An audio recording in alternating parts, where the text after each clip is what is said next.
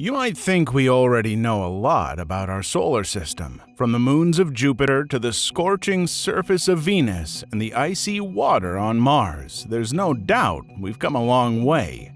But the James Webb Space Telescope will be taking us a step further in revealing more new information about our solar system.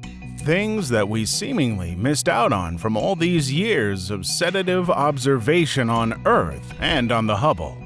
Welcome to Space Rumor. In today's video, we'll take a look at the James Webb Telescope's findings on the graveyard of the solar system. A deeper look into the Kuiper Belt.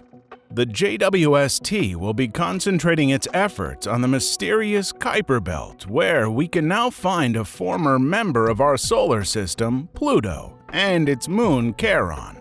Pluto's title as a planet might not be active currently, but the dwarf planet and its chilly neighbors in the Kuiper Belt are in the spotlight. One of the many first missions of the Webb this year is a program to study thousands of celestial objects in this belt, a region of our solar system that's beyond the orbit of Neptune. To put that into perspective, the Kuiper Belt begins right after the orbit of Neptune, which is 30 astronomical units away from the Sun. An astronomical unit is the distance between the Earth and the Sun, for those of you wondering what an astronomical unit is. The Kuiper Belt extends all the way to around 55 astronomical units from the Sun, giving it a measurement of 25 astronomical units. If the Kuiper Belt was closer to the Sun, it would extend from the Sun all the way until after Uranus, just before the orbit of Neptune. That's almost the entire solar system. Now that's pretty darn wide. The bodies in the Kuiper Belt are known as Kuiper Belt objects or trans-Neptunian objects. There's an incredibly wide variety of objects here in terms of color, shape, size, clusters and pairs, and geological and atmospheric activity. Although several space missions have ventured into this region, including NASA's New Horizons mission, we've barely been able to scratch the surface, and now with the JWST's sensitive infrared cameras, scientists will be able to study these objects further and for a much longer period. Heidi Hamel, a Webb interdisciplinary scientist for solar system observations, says that after using the JWST, we'll be able to get information on surface chemistry which will provide valuable clues into why the Kuiper Belt exists in the first place. The graveyard of the solar system. With the data received from the JWST, scientists plan to learn much more about the solar system's formative years, when the solar system was just a young adult. These are objects that are in the graveyard of solar system creation, said Jonathan Lenine, a Webb interdisciplinary scientist and astronomer at Cornell University, and someone who informally coined the title to this video.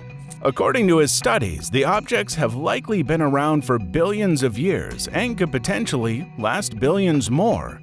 Considering that this is space history, billions of years isn't relatively that far back. The JWST will also study a plethora of objects known as centaurs, ex-Kuiper Belt objects whose orbits have changed over time and are now pulled closer to the Sun, lying somewhere between Jupiter and Neptune. For example, one such object is Neptune's moon, Triton. Even though scientists have the data to prove it is Neptune's moon, there's evidence to suggest that it was a Kuiper Belt object that got too close to Neptune in the past and was captured into its orbit. This is just one of the numerous objects that the JWST plans to study. It could give us a whole lot more about how the solar system was before.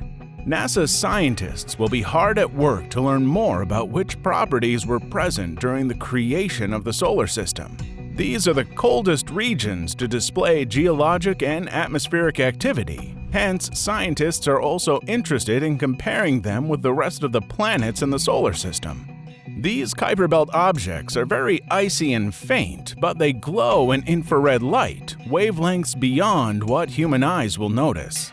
Webb is specifically designed to detect these infrared light particles, and to study these distant objects, scientists mainly will use a technique called spectroscopy. This method divides light into individual colors to determine the properties of materials that interact with that light. The Kuiper Belt has a wide variety of objects in different shapes, sizes, and properties, as we've mentioned before, and they exhibit an extensive range of colors, which may indicate contrasting creation histories that we weren't aware of before, or different exposure to sunlight, which again, we weren't aware of before.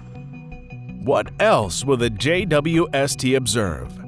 Among the extensive number of current and former Kuiper Belt objects that will be observed, Webb will concentrate on a few familiar objects as well as some names that aren't that familiar.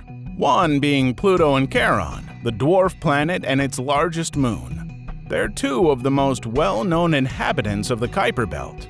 Pluto has an atmosphere, haze, and seasons, and has geologic activity on its surface. Several scientists believe that it may even have an ocean in its interior, but we don't have a lot about that yet.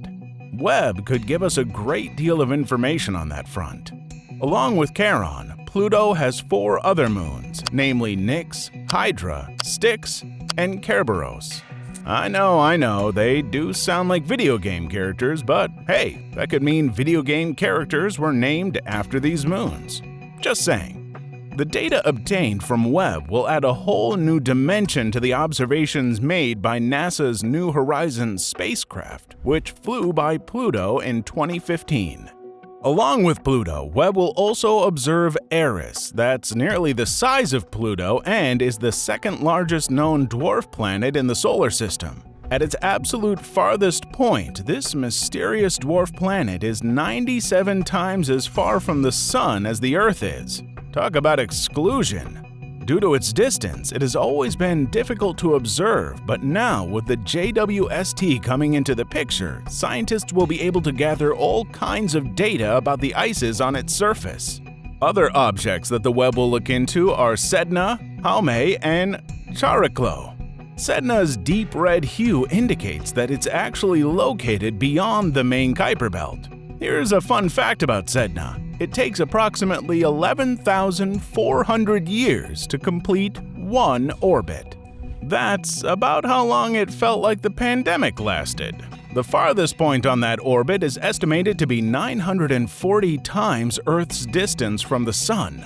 Haumea is a large, rapidly spinning egg-shaped body, and scientists still don't know why it is like that.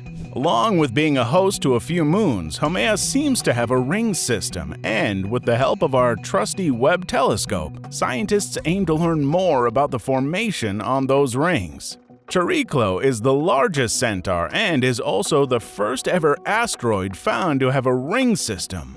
Chariklo was the 5th ring system found in our solar system, after the likes of Saturn, Jupiter, Uranus, and Neptune. The rings are considered to be between 3.2 to 6.4 kilometers wide. These facts make you wonder why the Earth doesn't have rings. Target of opportunity.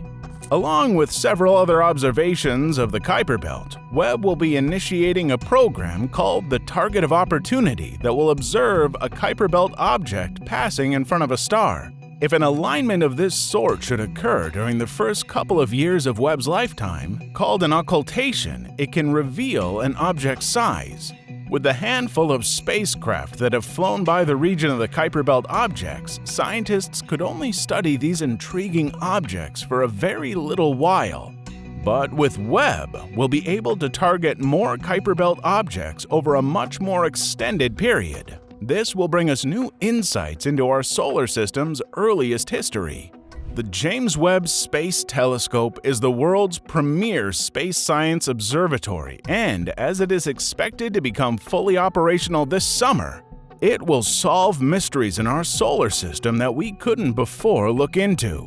The JWST will observe beyond to distinct cosmic worlds around the stars and probe the celestial structures, creations of our universe, and where our place is amongst the infinite. With over $10 billion and over 30 years in the making, Webb will most certainly change our view of the universe. So, what are your thoughts on Webb's mission into the Kuiper Belt? Are you eagerly awaiting the full functionality of Webb this summer and the first images from this region? And what do you think Webb will reveal about the solar system that we've previously never known? Tell us in the comments. And as always, thank you for watching Space Rumor.